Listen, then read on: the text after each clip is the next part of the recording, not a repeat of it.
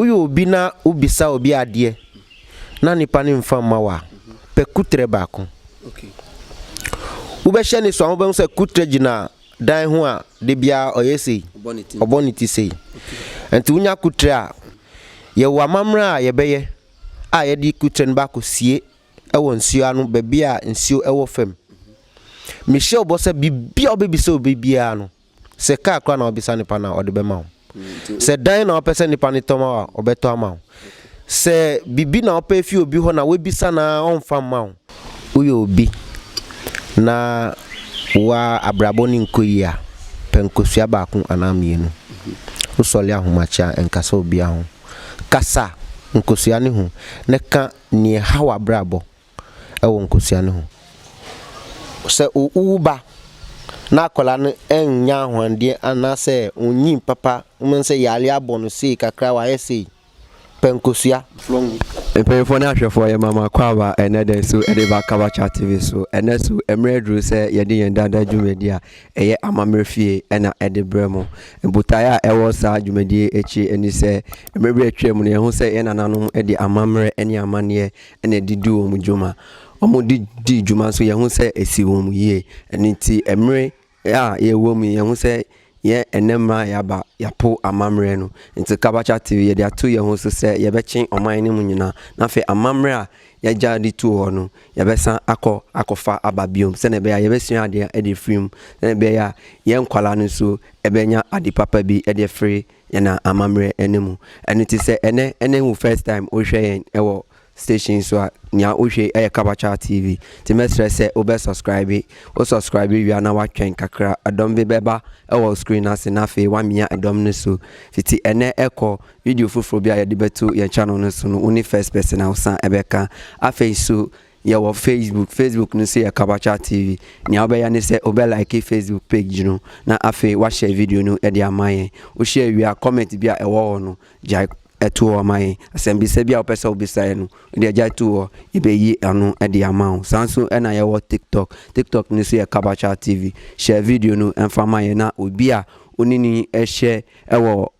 TikTok ana Facebook no so ono so enya mfaso a uso unya ewo adisuemu so summary de ye twa ye ho suma kakra bi ye ko na ye ba afei openya yensa ekan enenu ye bayi ne akire na fe nchekere bia owo ho e de man no o de akire ye twa ye ho suma ye ko aba sisia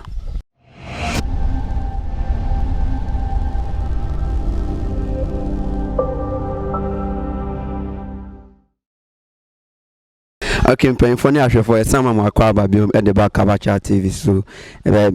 ede kanu mechira se ene yani opanyi baako bi ewo efie ha yani ni eba ebedi nkomo na yasua amamre no ede afre onu so echen nti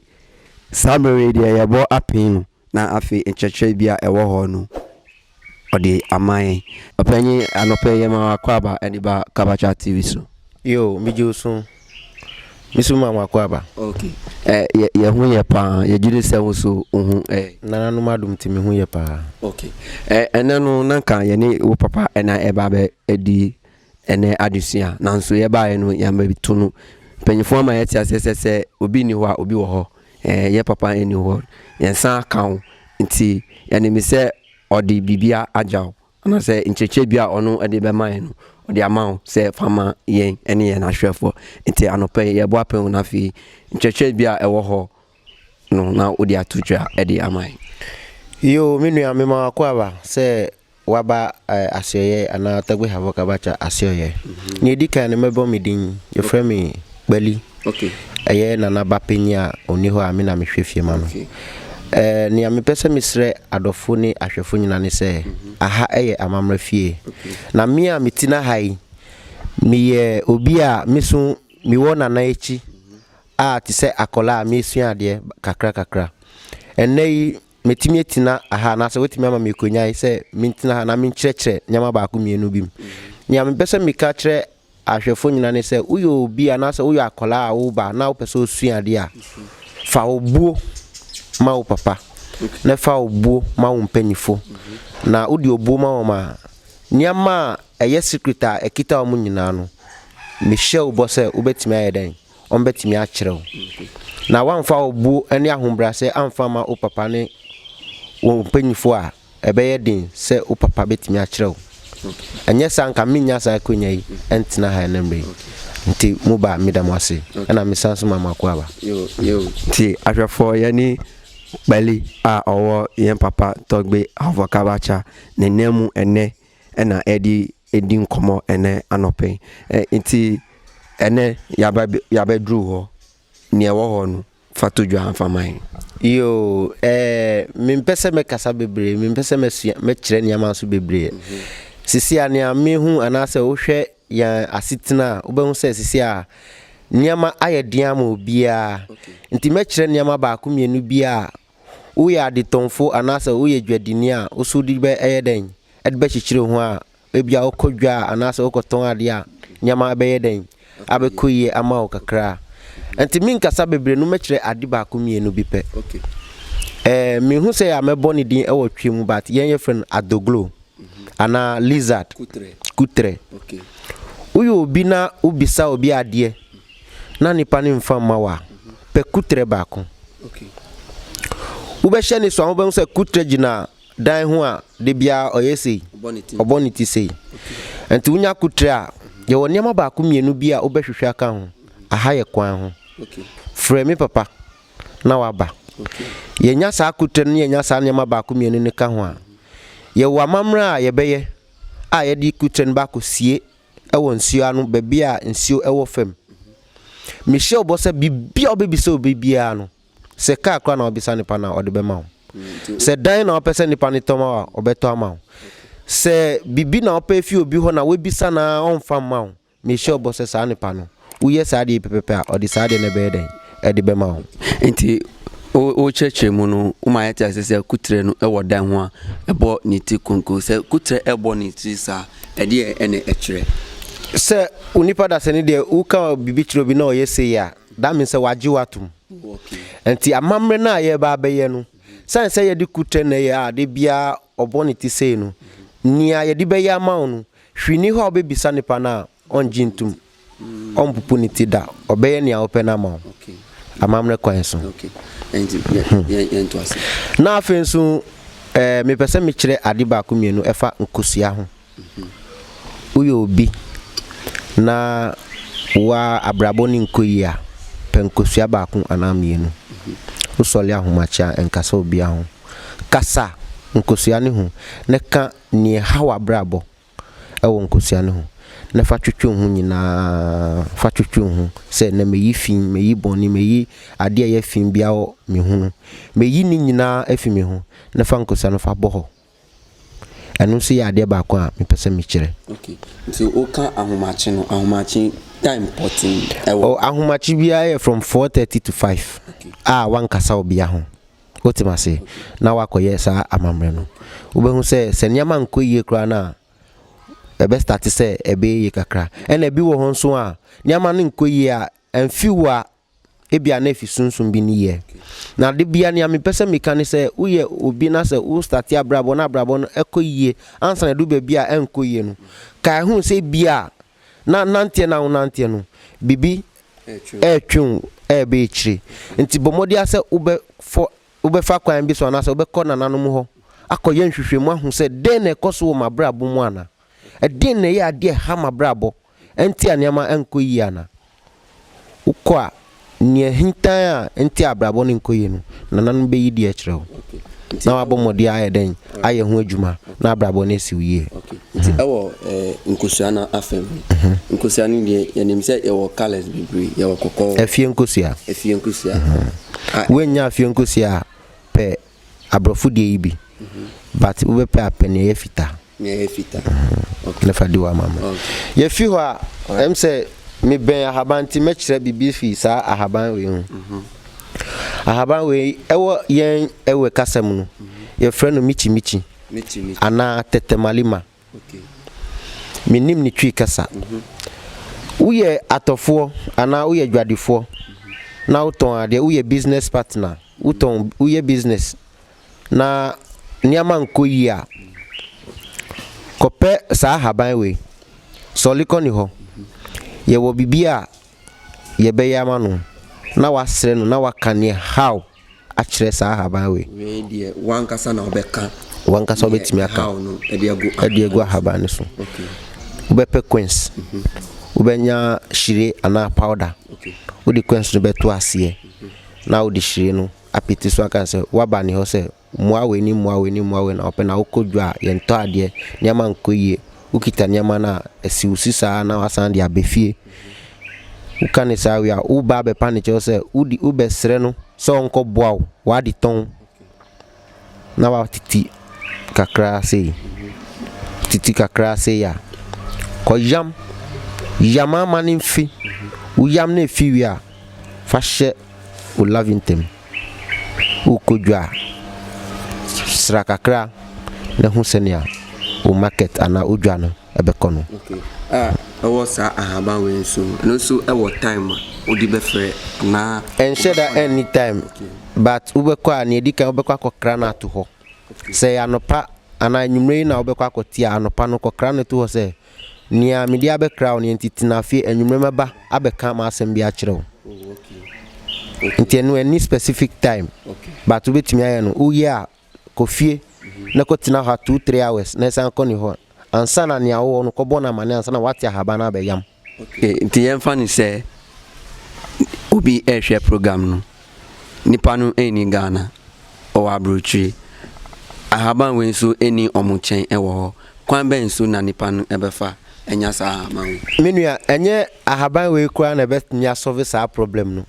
nti wo abrochi na unya sa ahaban we a ne hia ne se obefre nana na kwan foforo bi ewo ha obeboa amane amakoyie no wa kyerɛw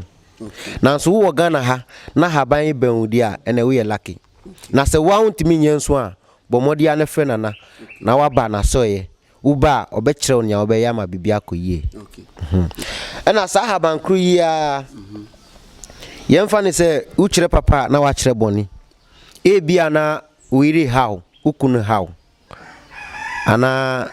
uka bibia ukunu ntia se we upese oni nijai we na ye boni no ohu haban na bai se me fa na me kasa ho na me ditale o se ya me ne wa yonkufa no unya hu se ade itale watale hu na uyitu chini pe me ne wa yonkufa asai Uti ni amika nasi ebe say so far as awa uyitu chini pe wasai no wasai me ne wa yonkufa enti se nipa no enti se wo yoba uye bema na oni okunu wo ho na ebia how wa wo hu so how wa kan ma on ti ase ubitimi aye sade watete oni na yonkufam okay eti waye odi atare nipa no nipa na anhye no se odi bibi atare no keni obinya yipe we ya yonkufa na to adina nkasa na efri atoy we ya to achini ena odwan unso odwan didi a omu 19 wure mu ni sa ne amanti unso we no abawe ewu na eye dryer udi hu kan pepepe anase ka watale pepepe na eye ashatale nim tenia me ye udi esisi ai nyame kan otimase enu nso no eyi egu odwan nikom sei unsa nwi bi woni kom eyi gu honum enu kura na ye powerful me wa odwan no enu kura na ye powerful enu no sa no ubeye ni enu nso ubeyi ni sa na enu nso no uhu nipa ne se ayonkufe enkoyi a na nipa no wi a ompese obetiti ne ho afi ho a fatally ne ho ebe ejuma yenko echire na nyama bebre ho okay ahwefo ye di ye na na echi o nyama bebre a obekire nti na yenduem so menua ahaban bi wa ha ewo yen kasanim ana ewe kasanim ye friend gbelele monu je gbiglima belele monu je gbiglima okay eya haban bi a protecti efie ejuma se uhwa haban we a obekasa ya haban bi kekenso yen a ye amamre ana ye wa amamre fie no ye ho haban we a potofu kase ye surrender ana ye bukotodwema no efi ejuma oyenti ahaban we metimi aka cho se me papa akire ahaban ejuma bebri nienti a ɔkyerɛ ne saa no ɛwɔ ntiaseɛ because ahaban we me di protect me fia wo ye be ya wo bedu fie ho a untimi nya ho hwe untimi nya fie no ho hwe wo obesan akọ okay anti ahaban we wo bepɛ nkyene ani meko no ne tintin no me hu sɛ ya mefrɛ no meko nkitinkiti bi no wo bepɛ no na ɛwɔ kwan a wo bɛyɛ no na wo de asie wo four corners wo fie ho no okay ba ko bɛba fie ne mfimfin wo frɛ na na aha yɛ kwan ho ntimi nkyerɛ ne nyina sanse me ya kola me ye oba me ba ntimi ntimi nkyerɛ ne nyina ba wo frɛ na na bo mo de aso be frɛ na na wo fie bi a ho sɛ wo pe protection wo adwuma bi a wo pe protection wo business area bi a wo pe so protect her from enemies and after sunsum boni wan kasa kra wo pe so protect ho a bo mo de ana frɛ na na wo ba sa ahaban we ebetimi asolve sa problem na ma one time me da se yes da se you fufu wo ho a wo pese wo de yenko ho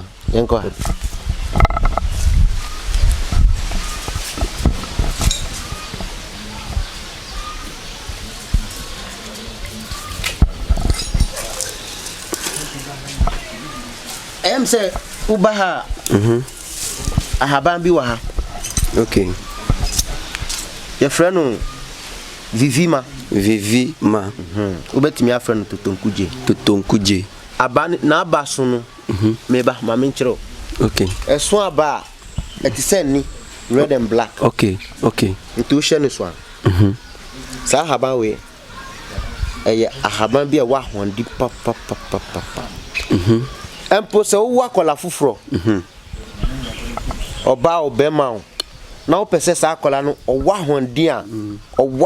a koti sa ahaban we nua okay nua no wonsusu ana ejaso unua we a fadwale akola no owa akola no fufuro no fufuro no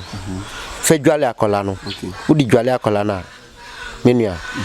ewo bibia wo de beka ho aha ye kwan ho enu frɛ na ana so frɛ number na ewa ase na ye be kyerɛw ni a wo beye udi dwale akola na ni yonku be ma bia na se ni yonku ba bia ni ho de na chi beka fam ahaban we sa ena yesan so wo ni papa mu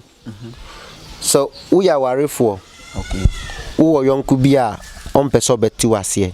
a e bia wase sika na so wo do na wo peso ne ti ho sa ahaban we ni nkyene any millet pebra ye be kyerɛw kwan a wo beye no frɛ number no ye be kyerɛw kwan a wo beye no okay ye woni a wo beye a wo de be ma oba no anasa wo de be siesie oba no onko ba bia biom sa ahaban we oba nko a wo be tira na se be ma so kam wo betimi ya ma adofo be ma ne oba nyina eya ahaban we ahondi otimi nyame kana matiasi nti nyama wo ho bebre me pese me kire me ka ahaban we asem makai nkosi ade bi nso se uba na kola no enya hwande anase onyin papa umense yale abono sei kakra wa yesi penkosua afie nkosua enu no menkoto abrofo nkosua ne bi pe fie die pe akukọ a afi na wa hye asese otu nkosua first one pe baako okay unya baako na nuama kola no fama kola no ndi odi wi a ni yale ni bibia ha no ntia onyi ntentem no ebekọ we dey bonus bonus sa we dey bonus ni papa dem jumudi o timi kira e wakwan na fe mudi ba ko bia beche yes normal sa netie okay nti ye wo niama bebre a ebetimi a kire nanso wo ya kola utie wo papa na utie nsem kese ni nyina afi wo papa ho nti midimu besi ha na ohia mo abia frɛ me papa wo frɛ na odo betu kwan bia wo pa bia so na nia wo pa bia no nsabeka nti omo abochire omo Ghana omo outside country omo pam wa nyina no wo de menko a kire bebre frɛ nana ne ka wa asem kire no na nia hia sɛ obeya ma no odo be fem sunsum hunamu nyina ɔde wo bɛfam na boa bia wo pɛ fi ne hɔ bia no me share bo sɛ obetimi ayɛden obetimi aboa me da ase yesu ye da ase ahwɛfo sɛ na me de kan no me kan sɛ mbenfo se etifo ne hɔ a ni obepagya no so ɛwɔ hɔ ye papa ni hɔ ya betu ne ba ɛnɛ nso ɔno so nia osria edi free ne papa nkyɛn no ɛna ɔde ama me ne wo mengide sɛ ye nyina yasua niama bebre edi efree mu enti nia ɔkan nyina nia ye wo how a ɛwɔ mu no ɛna waka sɛ opɛ bibia na wafrɛ ne papa ankasa numbers no ɛna egu aseɛ hɔ no enti fa emu bi na ɛfrɛ ne papa na fe emwaye bia opɛ ɛfrɛ ne hɔ no ɔde sa emwaye no ɛbɛma ti asemba kwa ya de bia meka ne sɛ wo sha wo nya wakwa ho na wachia no no ebisa ne sɛ menia eti sɛ ewiase na yɛwɔ mu no nipa ensɛhwe ɛnɛ sɛ wo a ɔkyena obon obia embo wudin biom nti abra wuti ase one nipa enye adamfo sɛ na ɛbɛya wo ha mu a otimi aboa ndi a me Jesu ɛyɛ Nakote Solomon Sunday yɛbɛbɔ apen yɛ bra no na asɛm a ɛtwato ɛwɔ ɛnɛ dwumedi a yɛdi no ɔde atudwa ɛde ama yɛn yo me da sɛ odi akunyai ama me ni a me pɛsɛ me ka hwɛ ahwɛfo ani Ghana man abrochire nyina ne sɛ ahwɛ yie na afei nso yɛnsan enkofa yɛn titi amamre na usan kofa hwini hɔ abɛhintan na fufuro na ya bara ye from asɔre no ɔmde nyama bebre ɛhintan yɛ na nyama ɛsɛ ubɛyi a ɛbɛboa no yɛnkan no ho asɛm nkyerɛw yɛbɛka different one akyerɛw but nananum ɛsom no ukɔtwa ntuturo bi a ɔmo ne ubedi nti enukre trudo na yɛden ɛwɔ hɔ nti utwe bɛn nananum a bɛhu nyama pa nti meja asɛm yɛ ama obi asɛ ahwɛ yie ɛwɔ hɔ obi anya ahwɛ yie na bibi nyawa wo de frɛ nana unsa bɛka ne awopɛ me da ase yes so yɛ da wase ahwɛ yie ɛne ehia nti sɛ wopɛ bibia na wafrɛ nana ankasa na afei wakyerɛkyerɛ mu ɛde akyerɛw samre de yɛde ɛnɛ dwumadie no aba ewie ya nisa ɛda foforo besan ati yɛka nso sɛ besan ahyia bio no yɛne nananom ɛne nyame ɛgya mo nyina ɛda mo ase bye bye